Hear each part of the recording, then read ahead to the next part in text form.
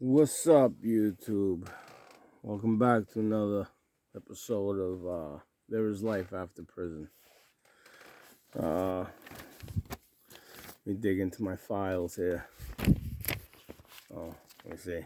Most of you people say, "Oh, they're just blank papers." Files, all from the state. Wanted to dig in, and I went through the first case that I was ever arrested for, grand theft auto. Back when I was a kid, most of you from my area know that's what we did. We stole automobiles, stripped them down, made some money, we had fun. That's what we did. We were bored. We were project kids, didn't know what else to do. We drank, we fight, we stole vehicles, typical things I guess kids my age did. Kids nowadays, they sit and play fucking video games. That's their life. They sit on a computer. Well, I ain't knocking it, because I guess they're showing these computer nowadays, they make more money than stealing cars, that's for sure. We make 10 grand on some rims and they be going real quick, But I get into my charges here, and I run into the second arrest that I've ever been arrested for. Let me turn the page here. Let's see where we're at. Yeah, that's the end of it. 20 out of 23. The shit I did as a kid, I'll tell you. I'm glad my kids, oh man, I'm glad my kids have brains. They don't do what I did, but we'll get into it.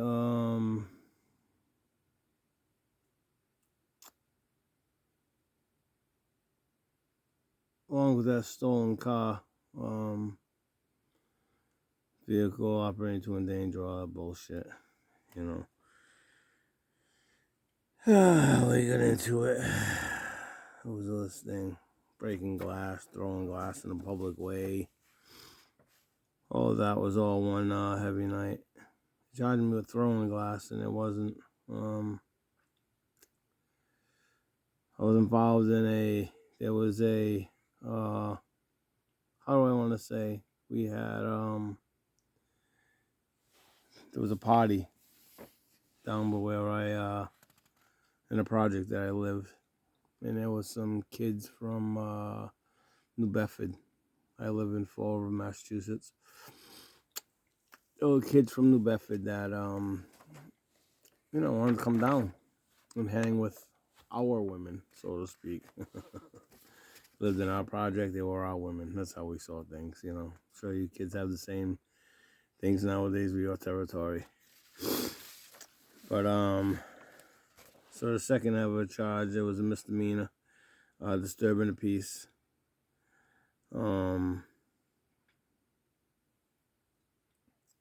That was 11/27. No, that's the third charge. I'm sorry.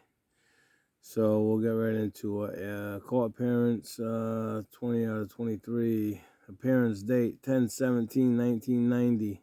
Some of you weren't even born. You weren't even thought of. Some of your parents weren't even born yet. It's crazy, right? My daughter was born in 91. It just goes to show you. She wasn't even born yet, right? Docket number 9032CR7566A. Case status closed. Offense type felony. Offense literal armed robbery.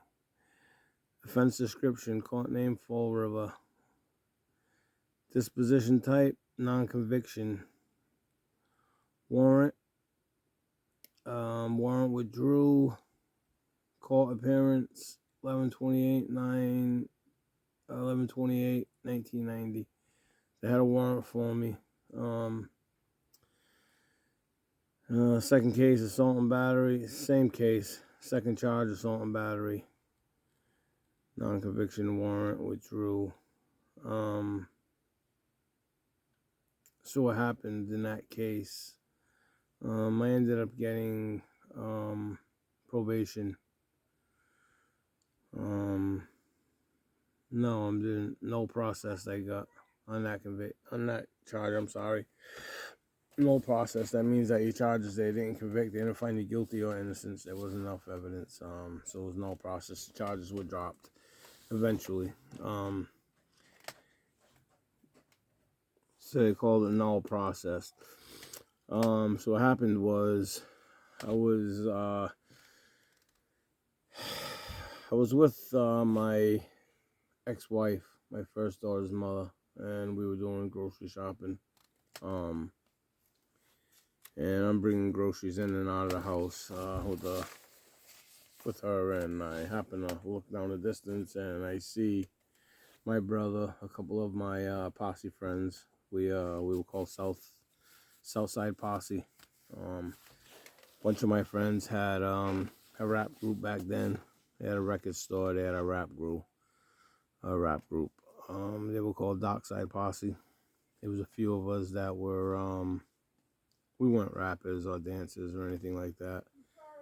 And so what we did is we'd go to these dances, and if there was trouble, we'd be the fighters, so to speak. Or sometimes we were the troublemakers. Most times we were the troublemakers. That's what we did. We drank, we fought, we caused trouble. That's what our life was about. We all had jobs. We'd go to work. Certain group of us after work, we would we'd meet up. There was a certain group of us, we'd meet up. One of us would buy some weed and alcohol. Every night was a different. So I see this group of friends as I'm taking groceries with my ex-witch, I call her, but it was a wife. I don't know how, but that's another story for another day. Oh God, what was I thinking? Anyways, I look and I see my brother and a couple of my friends, and they're running, chasing after another individual. Well, what we did, I said to the wife, I'll be back. I gave chase. I go running down a couple of blocks, and I'm looking, a couple of rows in the project. They're brick rows. It's, building 10 apartments, then middle one, 10 apartments, then 10 apartments. So I run down, and I don't see anybody. I start running, and I'm looking, down the alleys to see where they are, and I happen to spot an open door. Well, I go to the open door, and I can hear, "You fucking punk, and da-da-da, and what's wrong with you, da-da-da." And I hear, "Please, no," and I go into the cellar, and there's a couple of my friends, 2 or 3 of them, and they're just they're giving it to one of these guys. They're beating him, and they smash a bottle on his head. And apparently what the guy did is my kid brother was eating, God rest his soul, my brother Joey. He was eating some Burger King, and he had French fries, and he was eating and holding his fries, and as he's biting his burger, he's got his fries. This guy reaches over, an older guy, thought my brother was a kid. He was just gonna punk him. Reached over and just took his fry from him. Started eating it, and looking at my brother, not realizing that we weren't them type of people. You don't play with us. This is what we did. We were fighters. We were savages. This was a daily routine for us. So when he did that, I wasn't there at the time, but when he did that, they gave chase. And they caught up with him, and they started putting the pieces to him. Like I said, I was there hitting him and kicking him, and he's in the corner. He pulled a knife on, my brother and his friends, and he's sitting in the corner, and they're just, they're punching him and kicking him and, pleading, please stop. So I run down the stairs, and when I see this, I'm thinking to myself, holy fuck, you're gonna kill this guy. Whoa, so whoa, what's going on? Listen, whoa, I picked the guy up, and I'm like, because I recognize the guy, a guy from that lived in the project, I'm like, a friend of mine's brother. I'm like, what the, whoa, what's going on? And I start helping the kid up the stairs, and I'm looking at these kids, and my brother and them laughing. Yeah, this fucking punk, want to pull a knife on me, disrespect. And I'm like, whoa, what's going on? As I start walking him up a flight of stairs from the cellar, they pull him back down, and they start giving it to him again. Boom, boom, boom, boom. I get in between it. I was the type I like to fight, but I wasn't killing nobody. You know what I'm saying? I had a girl that was pregnant at home, and I wasn't killing nobody. The things like that weren't happening. But eventually I get the guy out of the cellar, and I walk him to his apartment. I drop him off at his sister's house, and my brother and my friends, they all go the other way, and we meet up later, and they're telling me the story, what happened. My brother, I'm eating, he's telling me I'm eating, and this guy's taking my food, and blah, blah, blah, and, and asked me what the fuck I'm looking at, what I'm going to do, and, you know how we do, Will, so we gave chase. Here's a story. Well, his sister comes out, and I knew his sister. She was a couple years old. His sister comes out. Now, he knew who it was. He knew who we were. You know what I'm saying? We were, like I said, in this project. It's called Sunset Hill. We were well known. My family is one of the biggest families in the project. We were one of the biggest families in the project for years. I'm talking back in the 70s. My grandmother having 26 kids, and they have kids, and I got cousins, and that just go on and on and on, and like I said, you're saying my last name, and we're known. So he's telling them, it's the Duperses, they got, they beat me up, blah blah blah. And so the girl comes, and she's flipping out on me. What the hell did you do to my brother, blah blah blah. Say, look, wait a minute, hold on, you got the wrong dude. She's going crazy. What the fuck, blah, blah, blah, you fucking guys are no good, you punks, blah, blah, blah. I'm like, listen, what, shut the fuck up, and blah, blah, blah, let it go, So I walk away, and she goes, and I'm gonna fucking pay. Well, a couple days later, I come home from work, I'm in the shower, I hear a bang at my door. I tell my kid's mother, go fucking see who's banging on our door like that. You know what I mean? Tell him what the fuck. I'm getting in the shower, and I'll talk later. Well, I'm up in the bathroom, and from my bathroom, you can look right down the stairs and see. So as I'm looking down the bathroom, I get the door cracked a little bit, and I'm getting in the shower, and I can see. And a couple of detectives that I know. Barry Pacheco was one of them, and can't think of the other one. But Barry was he was a head breaker. He was a detective that would come in and bust us around. Also, I'll say, can't think of his partner's name. It's on the tip of my tongue. But anyway, so they're there, and they're at my door, and they're telling my daughter's mother, we got a warrant for Wolford. We got an arrest warrant. She's like, you got a search warrant? They're like, no, we don't. So she's like, well, he's not here, and you're not coming in. And they're like, listen, when you see him, tell him that we're looking for him. He's got a warrant for his arrest, blah, blah, blah. So I get all fucking nervous. Whoa, you know, da da da. She jump in the shower and she's got the arrest warrant, and you know, it says it's saying assault and battery, and you know, breaking glass, armed robbery, you know, all this shit. And I'm saying, what the fuck? I'm thinking to myself, what the fuck is this for? I don't even know what the fuck this is about. You know what I'm saying? Like, I have no idea. I go to court, see what's going on, and lo and behold, it's this individual. You know, so I'm saying, what the hell? It's, you know, one of my boys. He had gotten served. He had gotten arrested. My brother still had a warrant for his arrest.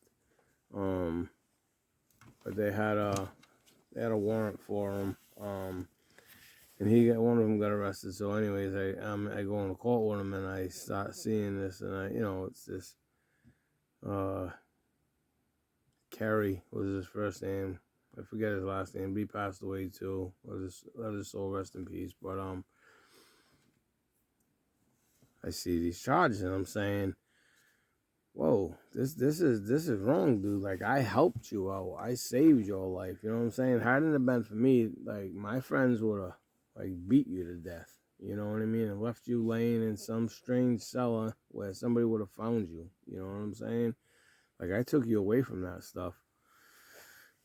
You know, so I get to, you know, going, I get to the people, and I go to the girl's house, and, you know, I'm talking with the brother, and I'm, you know, talking with the sister, and, you know, and she's like, listen, sorry for flipping out on you, and, you know, my brother told me you did help him out, and blah, blah, blah, and I'm like, yeah, your brother's gonna make this right, you know what I'm saying? Like, you know, they got charges on me for armed robbery, and assault and battery with a dangerous weapon, and, you know, nah, this is not, you know, this is not good, you know, so,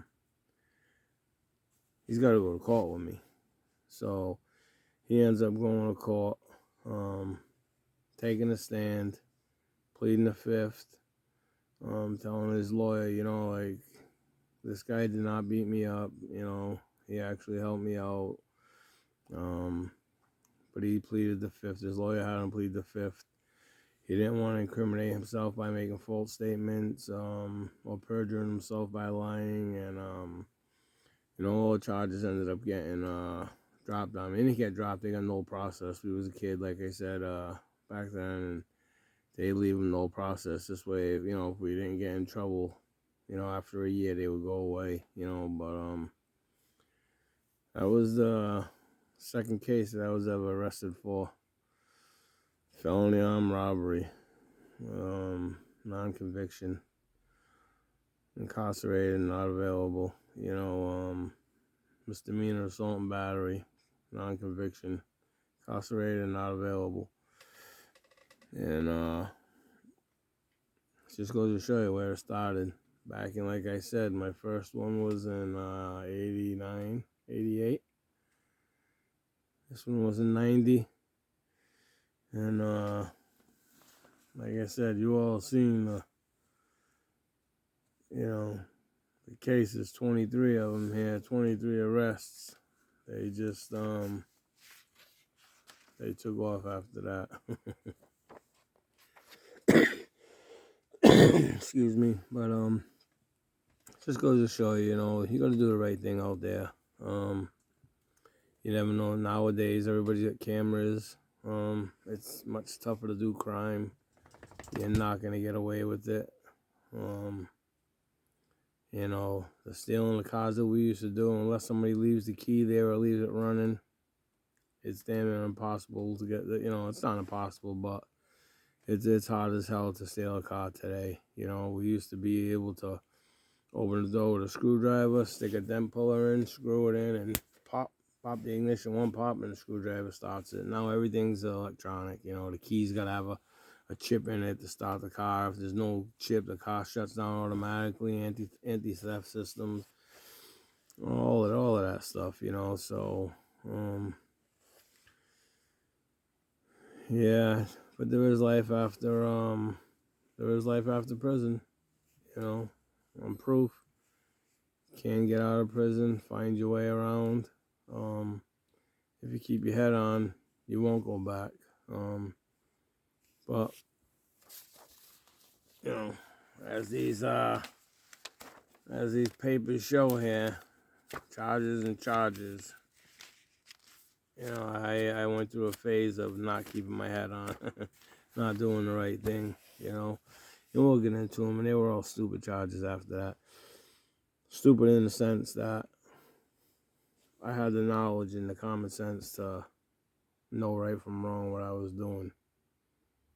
But I had the mentality and the mind frame of, you know, fuck it, nothing's going right, let me just keep going wrong, you know. You keep making left turns, you never get right, you know. So we'll be back with another one, and hope you enjoy it. We'll get into the prison sentences soon. Show you how I lived in prison, and you know, I'll flip-flop, I'll come in, tell a couple prison stories, go back out, tell some of my arrest stories, some of my charges, come back, tell some of my prison, how I lived, what we ate, what we did. You know, first time walking in at 18 years old, and they tell you strip with 10 guys. Everybody's stripping around, you know, and you got a cop looking at you, lift your nuts, you know, stick out your tongue, they like to get you. For all you kids that are gonna go to jail, listen, this is how the cops will fuck with you. They will tell you to strip, okay? And they will tell you to show them your fingers, okay? Lift your arms. Then they're gonna tell you to bend over. Show them your ass crack, right? Spread your ass. Squat, cough. Cough again, cough louder, okay? If you're okay with your masculinity, it's okay. But some people can't handle it, you know. Some people have small penises, they can't handle it, you know. Other people, they got small penises, they don't care. Other people are just, you know, men, and they're comfortable with themselves, you know. But this is where they get you. They have you spread your ass cheeks, and they'll tell you turn around, lift your balls, lift your prick, okay, and they got a flashlight. Then they're going to tell you to take your fingers and run them in your mouth throughout your hands, you know. And once you start going a couple times, you realize, oh man, fuck you. You know, listen, when you get there, you tell them, you know, that's the first thing you do. Open your mouth, stick your tongue out, stick it and run your fingers in your mouth, because you don't want to grab your balls and spread your ass cheeks with your hands and run your fingers through your mouth. And that's what the cops like. They laugh like a fuck, they goof on you. You know what I mean? As you're standing there bare ass, and you know, your first time you're looking at them like, fuck you laughing at, you know what I mean? And it's an inside joke, they're laughing at you. I just had your fingers in your ass and now it's in your mouth, you know what I mean? You gotta watch them COs, you know, they're punks too, they're out to fuck with you. But I'll be back with another story. If you didn't already when you first came in, hit that subscribe button, hit the like button. You don't have to like it, but hit it. Hit the like button. That helps me out, helps the channel out. Share the video, share the content. May seem boring now, it'll get better. Again, I'm just starting out, but help me out. Any local people from my area that are watching, you know, help a brother out. You know, Big Will, help me out, you know. But I'll be back. Thanks for watching, and we'll see you next time on There Is Life After Prison. Just keep your head straight. Peace.